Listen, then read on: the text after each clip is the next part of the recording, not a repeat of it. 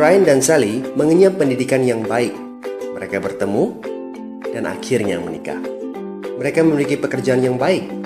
Brian memiliki jabatan tinggi di sebuah perusahaan multinasional, berpenghasilan besar, mendapat fasilitas dari kantor berupa mobil dan rumah. Mereka sangat menikmati hidup. Sering nongkrong bersama di coffee shop sepulang kantor, nonton di bioskop, mampu membeli baju dan tas yang matching, dan pergi berlibur sesekali. Tapi, kenyataan sebenarnya tidaklah demikian.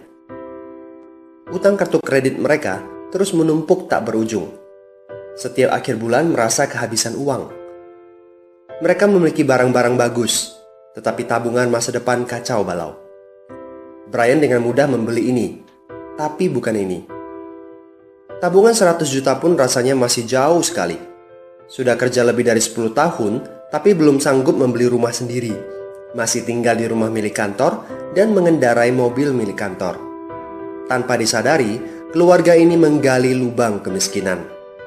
Keuangan mereka hanya cukup untuk membiayai kehidupan keluarga saat ini. Mereka harus terus bekerja untuk menghasilkan uang. Pertanyaan yang paling ditakutkan adalah bagaimana jika mereka sudah tua, kemampuan bekerja sudah menurun, atau salah satu anggota keluarga terdiagnosa penyakit serius yang membutuhkan biaya yang sangat besar. Apakah kehidupan Brian dan Sally mencerminkan kehidupan Anda? Apakah saat ini Anda memiliki penghasilan, tetapi sebelum akhir bulan sudah merasa kehabisan uang?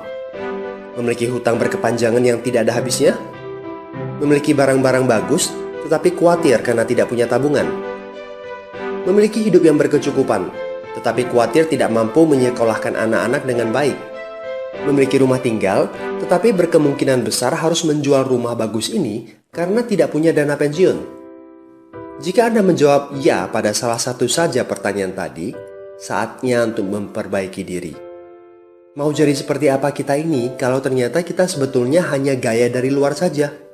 Mau hidup kropos seperti ini sampai kapan? Aha, mari kita mulai menabung. Nah, apakah menabung saja cukup? Berapa banyak yang bisa Anda sisihkan untuk ditabung setiap bulan? Mari kita ambil contoh. Anda berencana untuk memiliki rumah dan mobil. Katakanlah harga rumah 600 juta dan harga mobil 200 juta. Jika Anda mampu menabung 5 juta per bulan, Anda membutuhkan 13 tahun untuk mendapatkan angka 800 juta. Masalahnya, inflasi membuat harga rumah dan mobil melambung tinggi. 800 juta akan menjadi 2,7 miliar 13 tahun kemudian. Jika kita asumsikan rata-rata kenaikan barang 10% per tahun. Ini masih soal impian untuk membeli rumah dan mobil. Padahal, masih banyak kebutuhan lain yang perlu dipersiapkan jika ingin hidup lebih baik. Bagaimana dengan persiapan dana hari tua? Agar di saat tua dan tidak sanggup bekerja lagi, Anda punya tabungan yang cukup untuk kebutuhan sehari-hari. Asuransi untuk keluarga? Dana pendidikan untuk anak-anak? Dana tak terduga untuk keperluan dadakan jika dibutuhkan, seperti keluarga sakit, dan lain-lain. Artinya, Anda perlu lebih banyak uang untuk ditabung.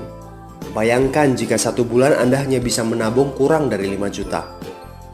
Sudah jelas, jika langkah Anda hanyalah menabung, Anda seperti sedang menggali lubang kemiskinan. Hal utama yang perlu Anda lakukan adalah meningkatkan penghasilan Anda.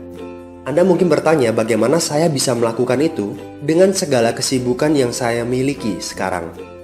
Apakah saya bisa tetap mencari income tambahan di luar sana tanpa mengganggu pekerjaan utama saya? Seandainya bisa, apa yang bisa saya kerjakan saat ini?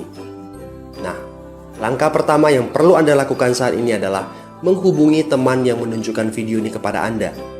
Dia punya akses untuk jawaban dari pertanyaan Anda. Informasi itu yang Anda butuhkan saat ini. Terbukalah, seperti parasut, pikiran hanya dapat bekerja saat terbuka.